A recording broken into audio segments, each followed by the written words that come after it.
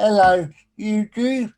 And today I'm back with Oakley or Oakley Fish. So, thank you for coming on today, Oakley.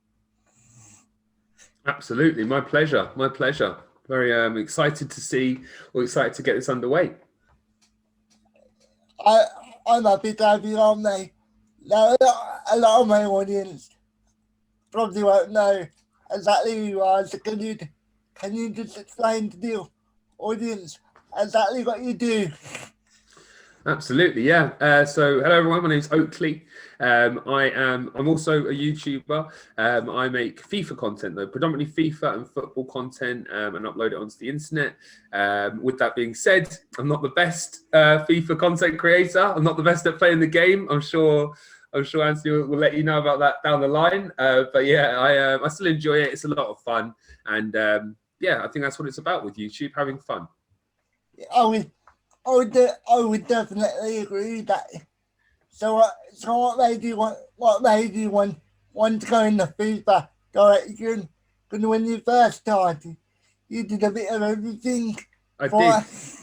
I did, yeah, I did. I think there's probably an argument out there to be made that I've probably picked or ended up on the one that that perhaps I'm not the best at naturally.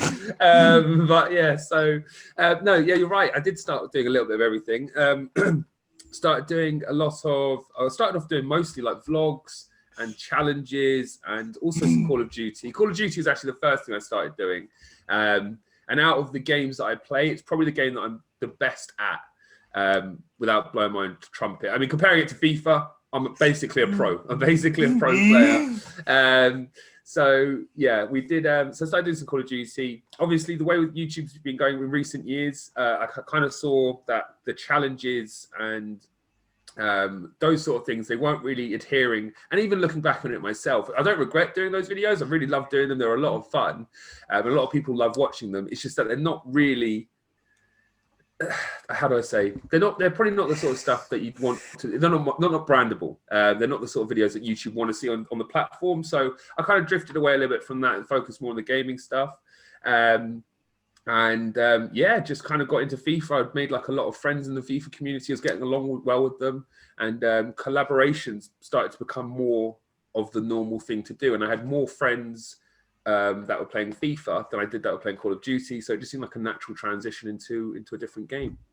and I would say things like challenges, uh, things like challenges don't really last the test of time. And even though FIFA's sort of like a dead game, people can still go back and watch certain videos and get some enjoyment out of it, out of them. And I don't think that is the case with the challenge videos. Yeah, no, absolutely. The thing is, with the challenge videos, I mean, there's only so many times that you can do certain things. There's only so many times that you can make yourself effectively feel very unwell. People do find it funny, but like you just said, like people can go back and watch kind of the hallmark challenges. Like you used to have like the milk challenge or the chili challenge. I did all sorts, like eating a raw onion, like everything. There's just so many back there. That people can go back and enjoy at their pleasure or at their leisure, whenever they fancy. Like you said, FIFA's kind of it's a weird game, FIFA, because people generally do think that it's kind of on a decline. However, more and more people keep buying it each year. So it's actually growing as a game. Just people, I think as more and more people get into a game, there's more and more critics of a game. If we're being honest, like FIFA's been the top football game for, I don't know, as long as I can remember. I mean, I can kind of remember Pro Evo being there, but FIFA's kind of like getting there, building up more and more steam. It's just that there's more and more complaints that come with that. Yeah, you can't please everyone. That's just something that I think you'll find in most things in life, really. But I think they try their best, but they could do better, of course. But I mean, I can't be too critical of them, because I mean, effectively, that's how I make my living, right? So. But do you think sometimes, unless you play Ultimate Team, the game isn't very enjoyable? Like, it's very Ultimate Team centric, if you know what I mean. Without a shadow of a doubt. And that was actually, yeah, my answer to that previously was definitely more.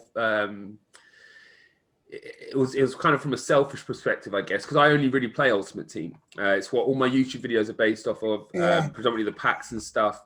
Yeah. My friends will buy the game and not spend a penny on it. They won't go near Ultimate Team. So yeah, that's very true. But they love playing, the kickoff game modes, the career mode, etc., etc. For me, I agree with you. It does get boring quite quickly.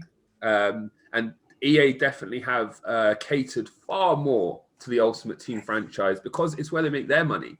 And yeah, there's a lot of arguments we made. A lot of people ask for, like clubs, for example, to have more development, etc., etc. Somebody said this the other day to me, and I sort of agree. Like it's very much a menu game. Like if you look at what people enjoy the most, they don't actually enjoy like the games. Like they enjoy like the opening packs and things like that. Absolutely. I mean, hey, listen, you're preaching to the choir on that one. That's me to a nutshell. I mean, obviously I play the game for videos. But my enjoyment comes out of, crafting up SBCs, opening up packs.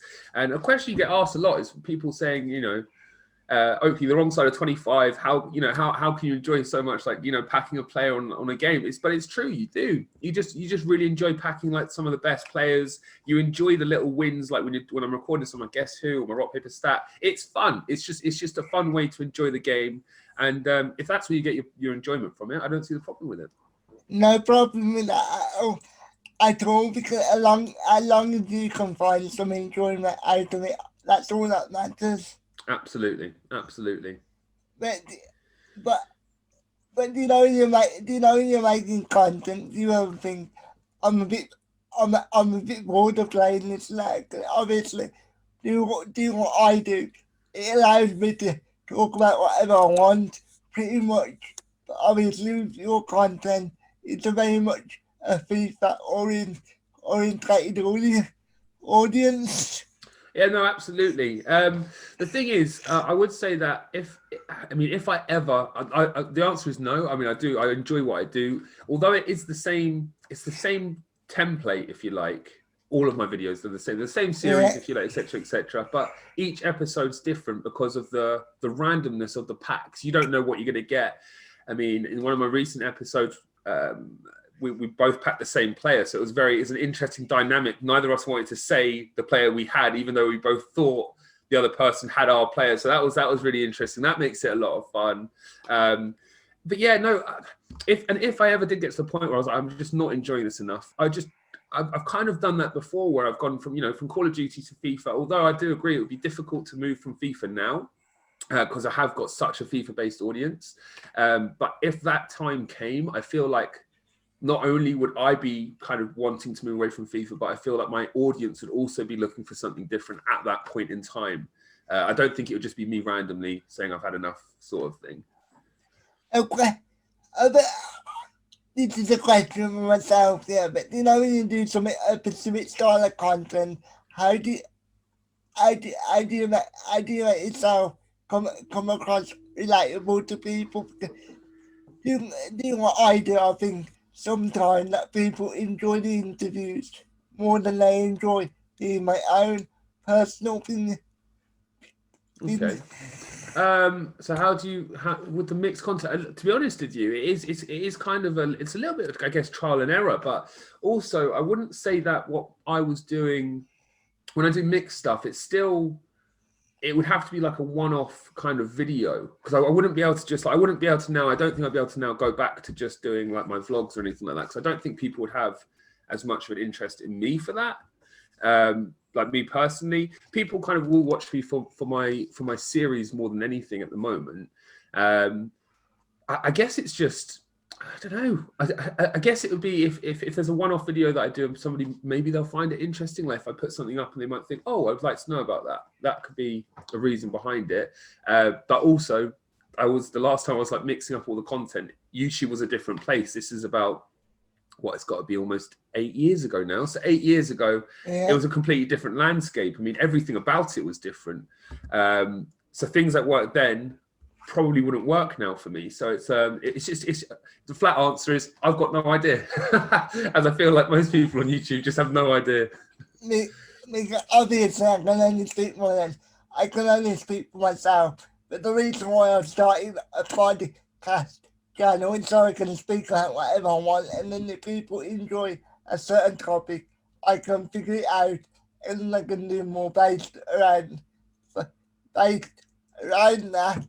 Because for me, yeah, people people like hearing about my disability, and to most people they find it interesting. Sure, no, absolutely. It's a good way to do it. If you find something that works and you work out what it is that people wanna be listening to, then absolutely go for it.